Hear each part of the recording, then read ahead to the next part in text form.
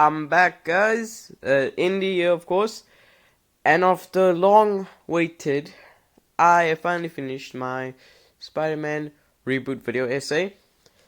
What I'm gonna do first is I'm gonna explain the plot. After the plot, I'm gonna give who I cast and then the directors, whoever I decide to direct.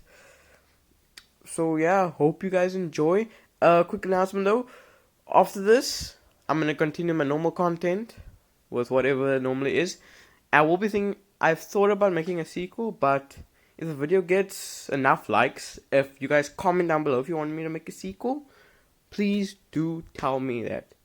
Because I am hoping to make a sequel. How I'm even thinking of making a trilogy or even two trilogies. But I need to know if you guys want me to make one. So, enjoy.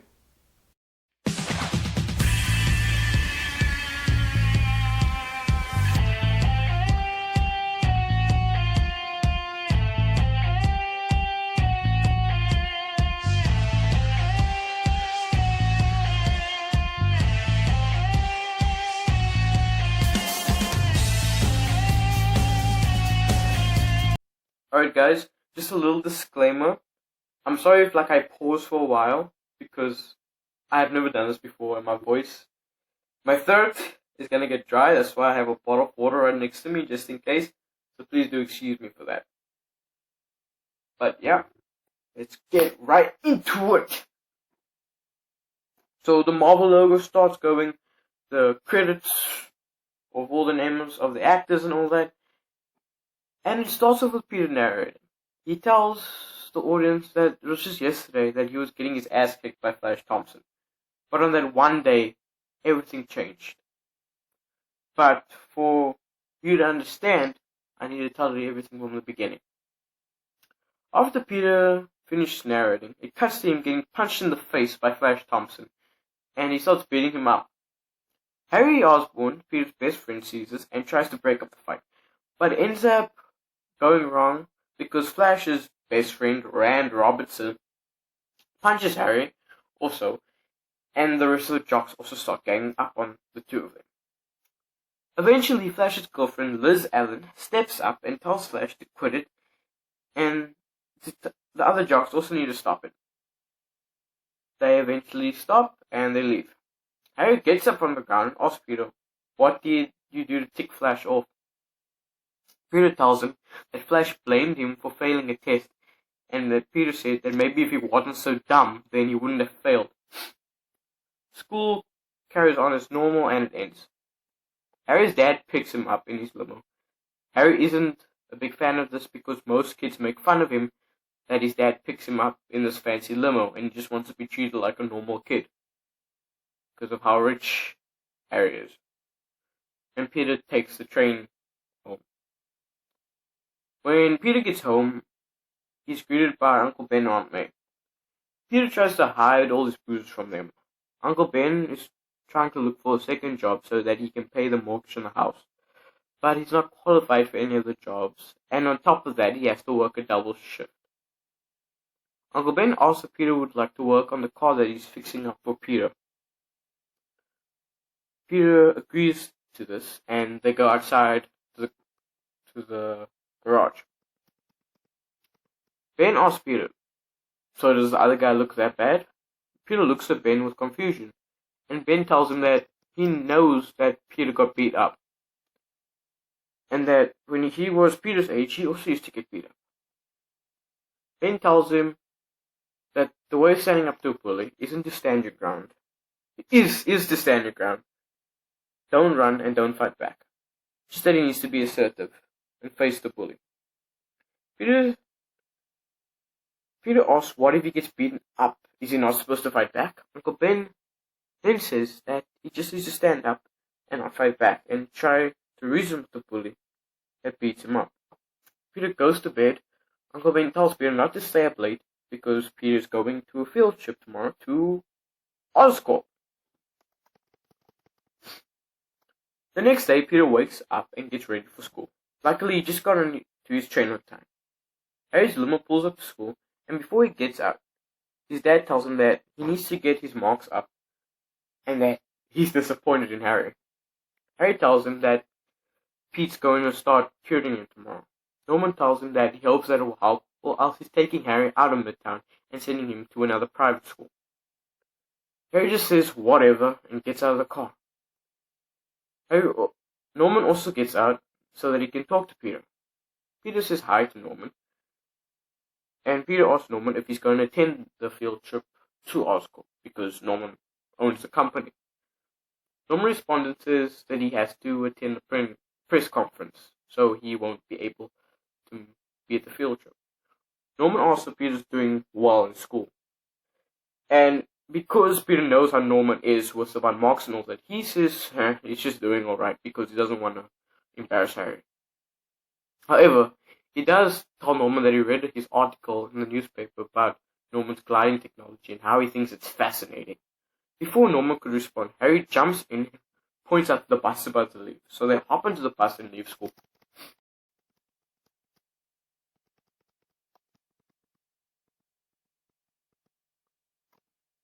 They finally make it to the far side of Manhattan and arrive at Oscorp for their field trip.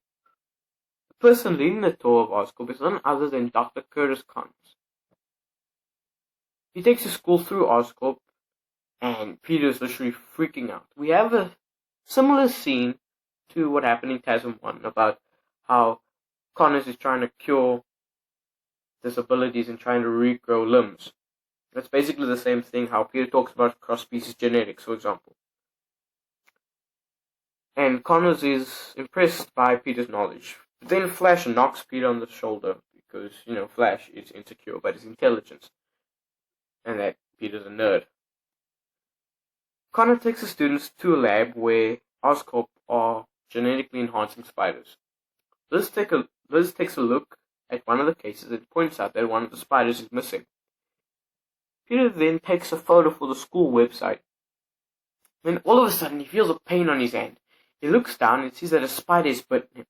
A giant bump starts forming on his hand and his temperature starts to rise. He then runs out of Oscorp, pushing past his teacher and accidentally knocks Flash onto the floor.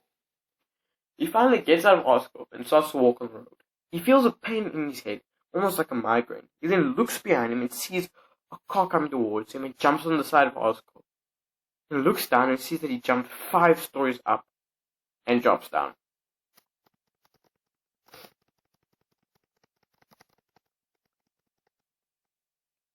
Then arrives back home after taking the train. Uncle Ben and Aunt May see Peter come home early and ask why is he home so early. He says that he wasn't feeling well and left school early. He goes upstairs and goes to bed. Peter starts feeling drowsy and eventually collapses on his bed. He wakes up the next morning and he feels stronger. He then puts on his glasses, and when he puts it on, his vision goes blurred. He then takes it off and puts it on his desk. He goes downstairs and greets Uncle Ben and Aunt May. Uncle Ben asks if he's feeling better, and Peter says, yeah, he's feeling way better. Uncle Ben tells him that he should come home ASAP so that they can fix the car up again, like they did the day before. Then Peter says, don't start without me, with a smile, and gives Ben a thumbs up and leaves. Peter is now running through the streets, looking at his watch and sees how late he is for his train. He makes it, but the doors just close. As he's about to take his hand off the train, it gets stuck. He tries with all his force to take his hand off the door, but instead of getting his hand off, it breaks the door completely. Everybody looks at him in shock. He then jumps into the train as quickly as possible, but the door is still stuck on his hand. He is now pulling with all his strength, and finally he gets it off. Now he's so relieved that it's finally off, but he's wondering how the hell his hand got stuck on the door. Then sits down and thinks for a moment about this whole experience. Peter then starts telling Harry about how he pulled an entire train door, when all of a sudden he starts feeling a migraine like he had one yesterday, and ducks down. Flash's fist passes Peter, and he hits Harry in the face. Peter then gets up and asks Flash what he did that for. Flash says, you knocked me yesterday at Oscorp, you freak. Liz tries to calm Flash down and says that it was just an accident and he should just drop it. Flash ignores her and puts up his fist. Peter then says he doesn't want to fight Flash. Flash says, yeah, he wouldn't want to fight himself either. Crowd of students starts circling around Peter and Flash. Flash then swings at Peter, but he dodges his attack. And the crowd just gasps when they see this. Flash tries throwing more punches at Peter, but he just keeps dodging them all again. Randy then comes from behind and tries to take him off guard, but he does a flip over Rand. Rand then looks at Flash and asks, you sure you want to fight him? Flash then pushes him out of the way. Flash tries punching Peter again, but instead of Peter dodging, he blocks his punch and then punches Flash, and he goes flying into the cafeteria tables. Rand goes and checks on Flash to see if he's okay, and then says to Peter that he's a freak. Peter then waits outside the principal's office for Uncle Ben to finish talking to the principal. Ben comes out and he has a conversation to Peter about how he embarrassed Flash, and asks if Flash is the bully who beat him up. Peter then asks, what does it matter if he beat me up? Ben says that he did a good thing standing up, but he shouldn't have done that for revenge. He then says to Peter that he's in his teenage years, and these are the years that he starts becoming a man, and he needs to remember, with great power comes great responsibility. Peter just rolls his eyes and asks if Ben thinks he's gonna become a criminal. Is that why he's telling him this? Ben says that he's just trying to guide him. Peter shouts and snaps and says to Ben that he's not his father. Ben looks at Peter in a sad way and just says to him, you need to go pick up Aunt May, because this whole incident, I have to now work a double shift. And just walks away. Peter then runs after Ben and tells him his weight, but Ben's already gone. When he gets around the corner, he sees Liz standing at one of the lockers. He asks her if Flash is alright. She says that Flash is okay and that she is sorry about how Flash reacted. Now, at this point, they kind of form a bond here, the two of them. So, let's see how it goes, yeah. They then hear Flash coming, and then Liz tells Peter that he should probably go. She doesn't want confrontation and all that. And they don't want another fight to break out. On his way to his train, he sees a poster for a wrestling match. That if anyone who can stay in a match is Crusher Hogan. And the prize money is $1,000. He thinks this is a great way for him to test his powers. He then makes his way home and makes a costume out of clothes he finds around the house. He makes himself a costume so that he doesn't embarrass himself if he loses. Peter notices that all his powers resemble the powers of a spider. He then makes his web shooters and then tests them by shooting a web on the ceiling and pulling himself up.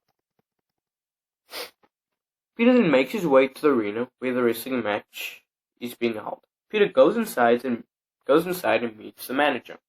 The manager asks, what's your wrestling name, kid? Peter answers back and says, the human spider. That name sucks. Just get in the ring and we'll discuss everything else after the match, the manager says. He gives the announcer a piece of paper on what he needs to say in front of the crowd. The announcer says, is there no one who can defeat the main champion, Crusher Hogan?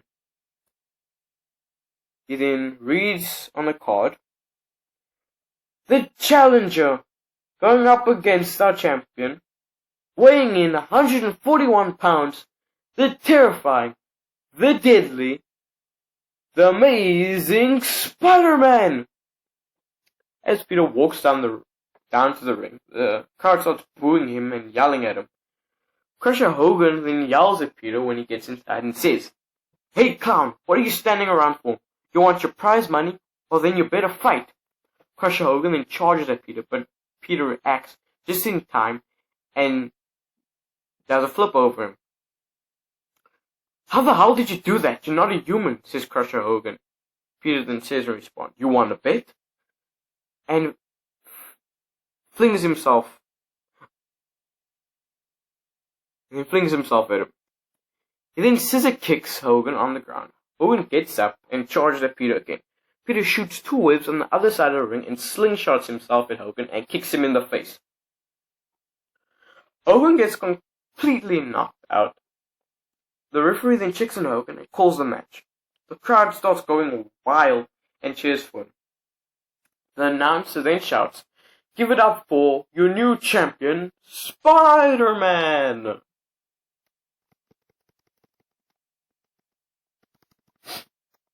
The manager says that Peter needs to sign a contract. Then Peter's gonna get his money. Peter says that the poster didn't say anything about a contract, and he's not giving out his identity. The manager then says to Peter, "Well then, you're not getting your money, and it's not my problem." As Peter's walking out the stadium, he starts feeling a tingle, and sees a man running out with a bag and a gun. The manager shouts and says, "Stop him!" Peter moves out the way and lets the criminal go. The criminal nods at Peter and tells him thanks. The manager asks why Peter let him go.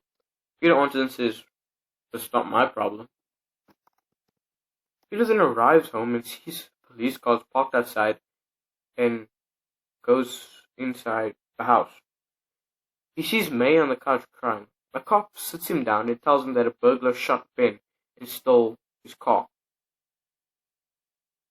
They send other officers to pursue the criminal.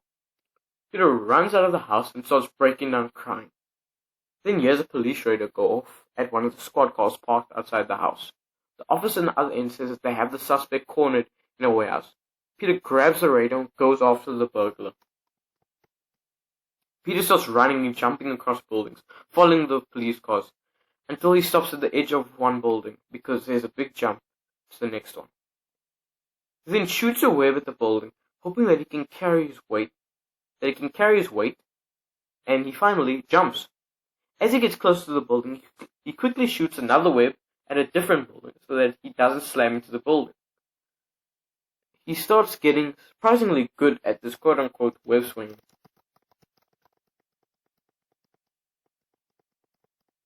He finally arrives at the warehouse and sees that the cops surround him. He goes in through a back window, gets the jump on the burglar, and lifts him up by the shit. He then throws the burglar into the wall and walks over to him and pulls the burglar's mask off. And when he sees the face of the burglar, he falls back in shock and says, "You." He thinks to himself that this is all his fault.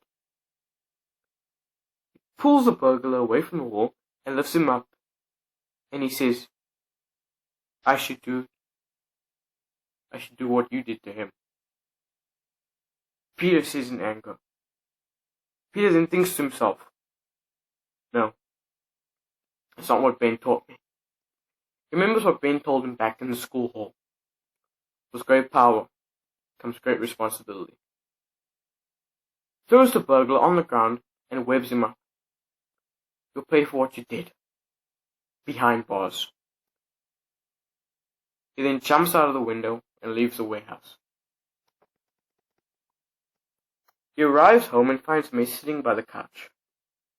Peter says that he's sorry, he just had to collect his thoughts. She tells him that it's alright, and they hug each other. Peter goes to his room and gets out a sketchbook. He starts designing a new suit so that he can start doing what Ben wanted him to do.